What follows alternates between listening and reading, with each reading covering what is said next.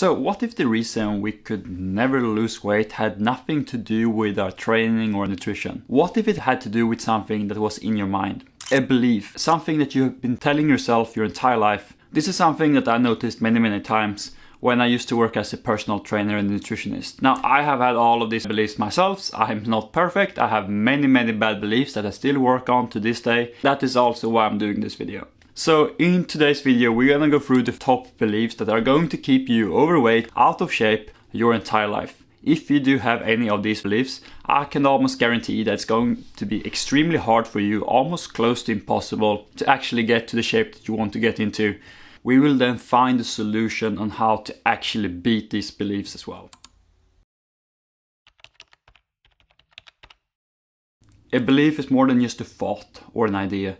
It's something that's been ingrained into our brain for so long that we feel it's true or it's a fact. Some of these beliefs will prevent you to even begin. Sometimes people don't realize, including myself, that our beliefs are controlling our every single thought and all of our actions. So what are the beliefs that could keep you overweight forever? Our first belief is, I'll just start tomorrow. Now, this belief, for instance, kept me away from doing the things that I wanted to do in life for a very long time. And when it came to fitness, I would procrastinate so much. I would scroll on my phone for hours before I actually decided to go to the gym or to try something that I actually wanted to do for myself. I would just say to myself every single day, I'll just do it tomorrow.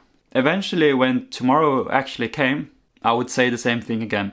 That cycle just kept happening over and over again. So eventually, my word didn't mean anything anymore. And I had lost confidence with my own word. If this has happened to yourself, you're not taking yourself seriously any longer. We need to regain confidence with our own word before we can actually say to ourselves, we're going to do it tomorrow.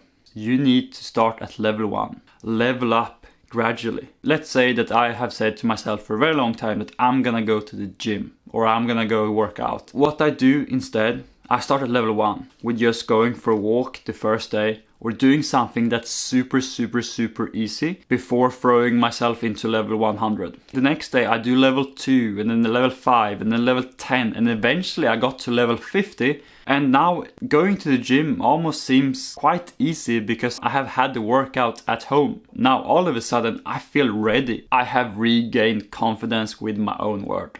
Our second belief is, I'm just built different. I'm just not built to lose weight. This belief usually comes from a person that didn't manage to lose the weight they wanted to get to. Most of the time, we're not willing to be in discomfort long enough to see that change actually happening. And most of the time when we have this particular belief, we're afraid of trying again. Somehow, you now feel that you are genetically designed or destined to fail no matter what.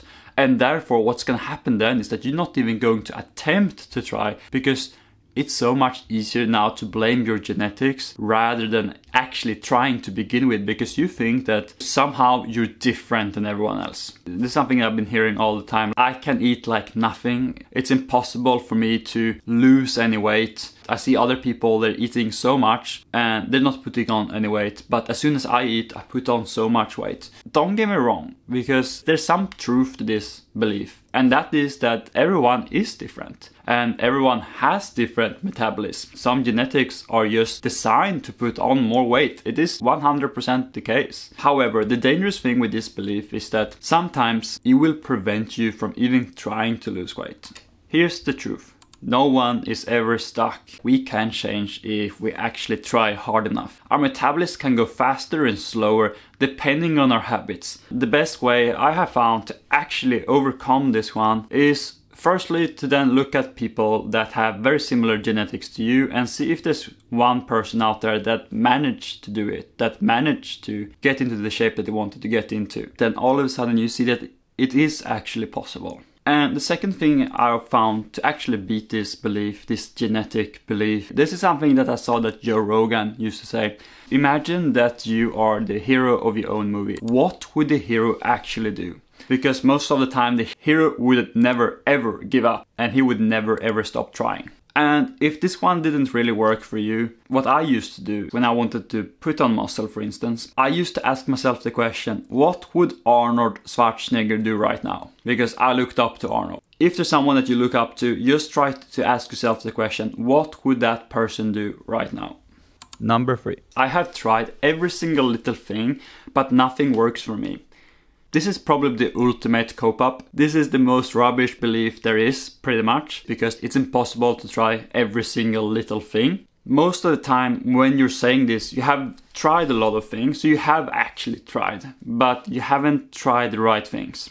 If you would have tried the right things, you would have achieved your goal. What tends to happen most of the time is that people are actually trying the right things, but they're not trying them long enough to actually see the change happening. Because maybe you try something for a week or 2 weeks or 3 weeks, but unfortunately sometimes that's not long enough for us to see big change happening, and therefore you tell yourself, oh, it didn't actually work, because it's so hard to see daily change. So in order for us to actually beat this one is, firstly, we need to embrace the fact that we haven't tried every single little thing, because it's impossible. And the second thing we need to do is that we just need to go with the thing that we think will work for us. It can be anything, and then just go with it. Go for it for at least 2 to 3 months. And if it didn't work after 2 to 3 months and you don't see any change whatsoever, then maybe try something else. Then you just repeat that cycle over and over again. But most likely everything will actually work. It's just about finding the right thing for yourself, and that works for you long term. So our last belief, unless I'm perfect, is actually not worth it.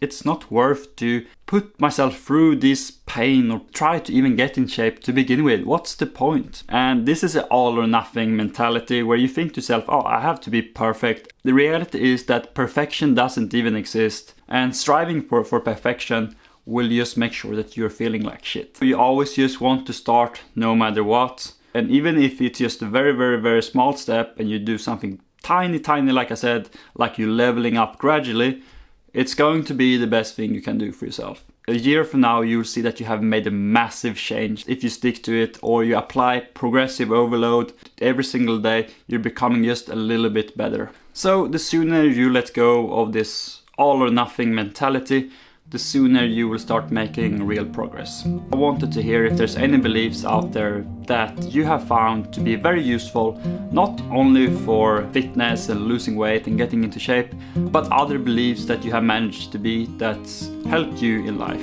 I have so many poor beliefs that I still work on, beliefs that I want to break out of and become a better version of myself. So please share any beliefs that you think that has benefited you in life, that you have managed to beat. Please share them with me as well so I can become much better. Have a great day, everyone.